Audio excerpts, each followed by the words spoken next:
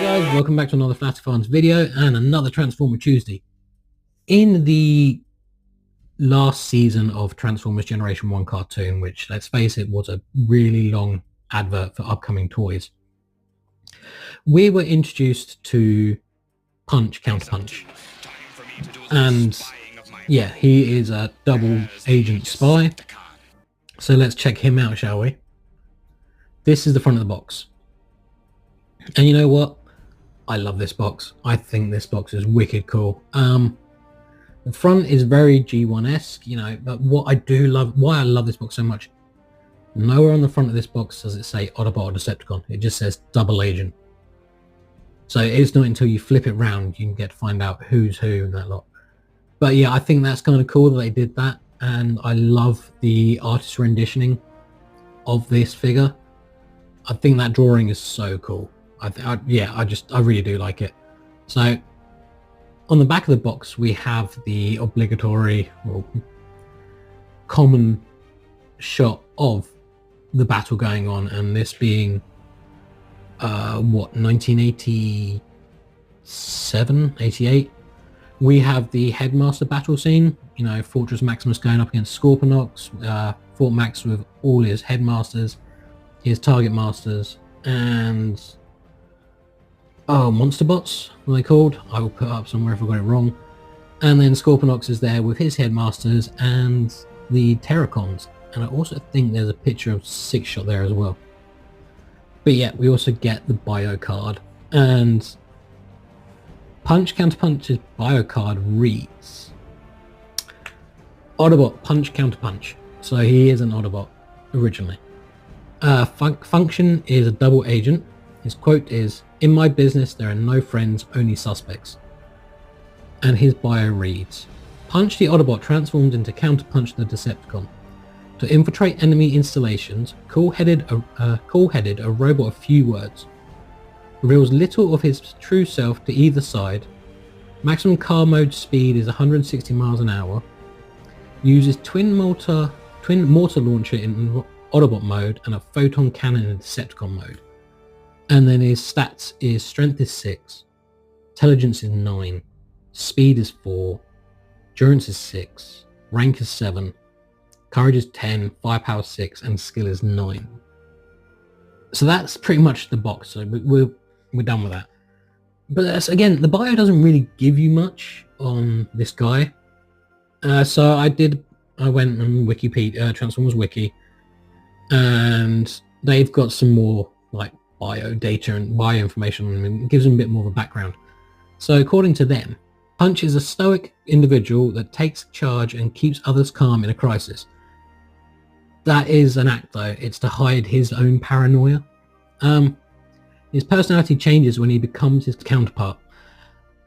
Counterpunch is more violent and brutish, that even fellow Decepticons don't want to be around him. He's, you know, so as Punch, he's nice, calm, collected. As Counterpunch, he's vicious, he's aggressive.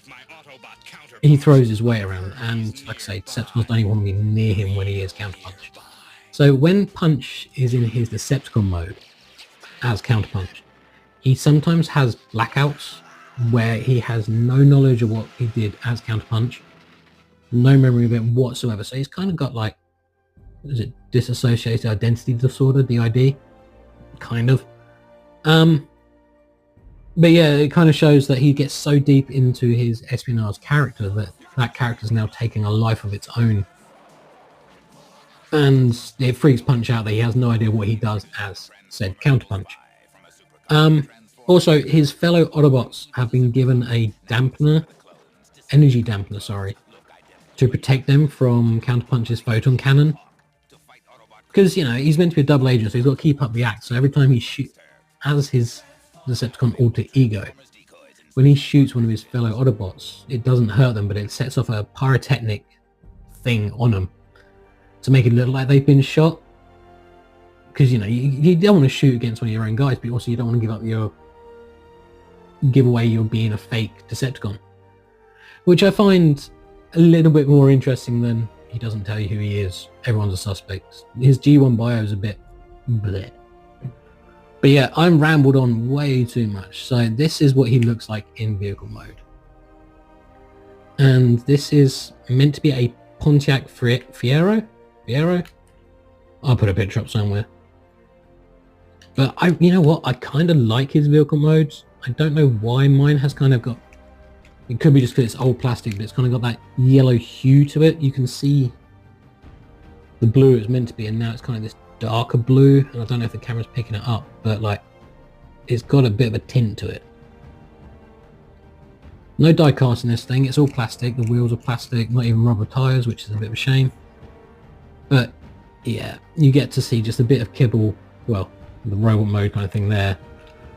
No real windows. But yeah, it's cool, and you know, he rolls pretty well. So we're gonna go Autobot first, and to transform him, I have to think. Why can't I remember how to do this? Oh no, there we go. Bam, bam. So, front down. Pull down the... Make sure you hoik that forward, and that will come down. Because if you don't, it keeps out of the way. So that comes down. And the head's in there. You flip the head up.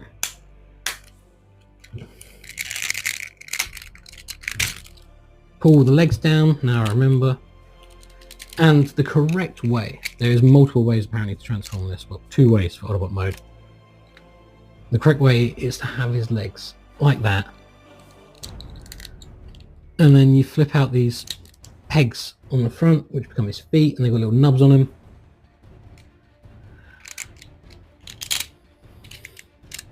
And that is meant to be Punch in his Autobot mode. Like, oh yeah, let's say you just pull out these as well, because they are usually tucked in like that. So you just literally pull them out, straighten out his hands, and there we go. That is Punch in official robot mode with this stupid back kibble off his feet, giant shoulder pads. And yeah, I don't like it. Everyone that I know and everyone and their mums doesn't transform it like that. What you do is you tuck them back in,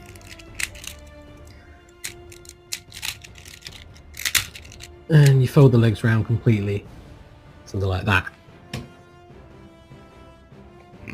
That is better.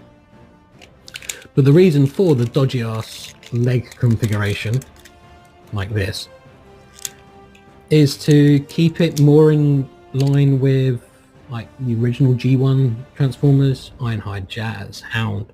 They were all kind of short robots, so this was meant to kind of fit in with that scale. But yeah, he looks so bad in this. He just, the huge shoulder pads, the head looks too big for the body. Yeah, so like I say, that is generally how we have it with the legs like that. Just looks better in my mind. And sadly I don't have his mortar launcher, which is a yellow gun, the same as this colour yellow. I will put a picture up somewhere. But yeah, this is Punch, and I do like the head. And to know if he is Autobot or Decepticon, you've got to rub the Heat's insignia, which I don't know if that's gonna kind of work. It is old. No, don't want to work. Bugger that. But yeah, I think he's cool. Articulation wise, arms move up and down. You do get rotation of the shoulder pad area, but that's just due to the transformation as well. And because of his gimmick, this headpiece does slip down a bit. But yeah, I just think he's so cool looking. And yeah, there's only a few decals on him, but you know, there's not much to give away what faction he works for in this mode. And then to convert him into Counterpunch, what you do is you flip the head down like that, Flip open the chest piece and rotate that piece to reveal the rub symbol. Tuck the arms back into place like that. Rotate them and angle them if you want. I do. And then what you do is you fold out his blue arms like so, and you flip down the feet. And there we go. That is Punch in his Decepticon mode. And his legs are meant to be that long in Decepticon mode as well, making him taller, so it makes him more imposing. But yeah, I think out of the two modes, his Decepticon mode is just so... Oh no. I've accidentally flipped the rub symbol back. There you go. There we go. Sorry. The face sculpt isn't as good. His rub symbol, I think, does work on this side. Give me a second. Did that come out? Nope, it doesn't work. Yeah. My stickers have worn out a little bit, but I feel like it's just a little bit better looking. If you have the arms straight down though, he does look a bit stupid because it's like the Barry Allen run from the Goldbergs. So yeah, I kind of have them angled forward a bit like that. I just think it's so cool. And again, I'm missing the photon cannon still. Articulation in this mode, you can 360 the arms. They do have bends at the elbows. And that is it. Because of the way that the legs are, they don't move. You know, he is just wicked cool. And I think this mode is so much better. And now those weird feet with a lump. Ooh, and now his feet. But yeah, if you can get this guy, really do. It's such a cool little toy, and it's one of my favourite pieces of G1s. Other spy I have is Double Dealer. Eventually I'll get around to doing that one day. But yeah, this guy's cool because he's unique. He is the first of his kind to actually have two robot modes. And I know doing more research when they were trying to figure out like a double punch-counterpunch spy car. There was talks where you had a single car that splits into two robots. You had one that split down the middle and changed. They were trying to do this gimmick for a while, but I think it's cool. And I did have at one point the Universe version, or was it the Sanyo BotCon exclusive one? It was made out of Sideswipe or Sunstreaker's mold from Generations. But I sold that because, you know, COVID happened. And there is, you know, Combiner Wars version out there. There's a couple of versions of Punch-Counterpunch out there, but this is the G1. This is what started it all, and he, again, freaking epic.